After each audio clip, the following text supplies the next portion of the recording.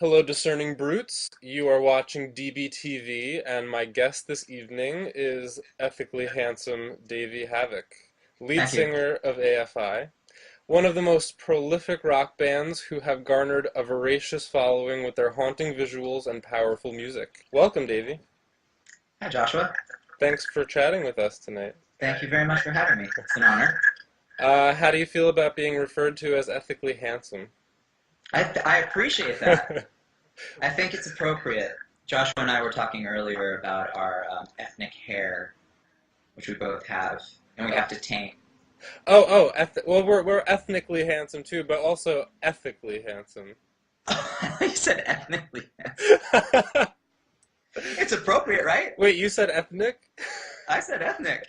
Well, yeah, Yes. we're I Jews thought and you were having on our Jew Fro Italian puff conversation. but you're also ethically handsome. This I will accept as well. Thank Okay, you. okay. I appreciate the sentiment and the ethos that goes into that because, as you're, I'm sure, aware of, having ethical beauty is something that's very rare in Yes. our world. So does that make you a superhero or a supervillain? I think it depends on who you talk to. Mm-hmm. I think many would have me as the supervillain, which I find to be very ironic.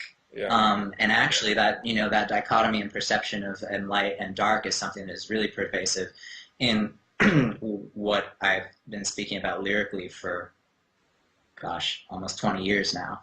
And it's really interesting what people perceive to be right and wrong. I Comic just like to think of myself as just plain super. just super. That's good. That's good. Just super. So many people use their power for evil. Hmm. But AFI played the Live Earth concert. Hmm. Are you guys environmentalists, or are you personally an environmentalist? Well, I am definitely personally an environmentalist by way of being vegan. If the world were vegetarian or vegan, the impact that it would have on the environment, on the biosphere, would be far greater than if people stopped driving cars. Yeah, people don't know that the number one cause of global warming is raising livestock for food production. Yeah, nobody ever talks about that, and I mean, not to mention the amount of people that could be fed if that land were used to grow grain and instead of to raise cattle that are going to be then murdered. You've been at doing music for almost 2 decades now with AFI, right? This is true. Adam and I started AFI together in 1991, and that was a long time ago, and Yeah, we've been doing it ever that's since. that's almost 2 decades. You know how old I was in '91?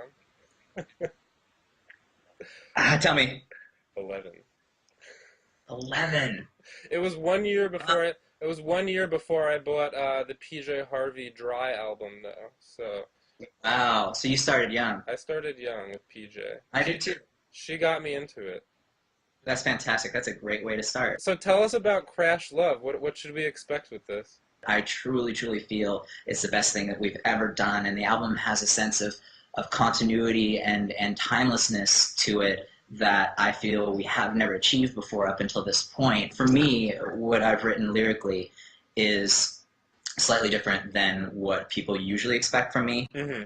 There are those moments of detachment and despondence and dark emotional moods that occur on this record, which is typical for me. But there, a lot of the record is a commentary, is a social commentary on the decline of art and culture that we're all facing today. What with the pervasive influence of media and of a culture that is self-perpetuating, that really not only sometimes doesn't recognize substance but shuns it. We're really just working on getting the record mastered and getting it out, which should be September, Awesome. I think. Yeah, so that's what's up with AFI. Cool. In addition to really powerful music, you guys are also known for your visuals and the art and the imagery that goes along with your music, and I think that's something that makes you guys stand apart from a lot of other bands. And you guys clearly put a lot of thought into visuals. Is there anything with this album that you've thought of yet, as far as videos or artwork or anything like that? It's hard to really get involved with thinking of videos until we know what the single is, um, Can't you just and we make don't know what videos for everything? Come on. I wish. That's what I was thinking today when we were going over some of the mixes. It's just I would love to be able to have a live action visual representation of every one of these songs because they each mean so much to me and they Yeah. evoke such very strong images to me because I mean they come from my life and they come from my perspective. So of course there's that for me. I would love to do that. But as you were saying, whatever we like to do, we feel that the aesthetic should complement um, itself in all parts of the work. You're really interactive with your fans. I've seen some of the transmission videos, and I think that that's really awesome. And some other contests that you guys do where you involve your fans in a lot of stuff.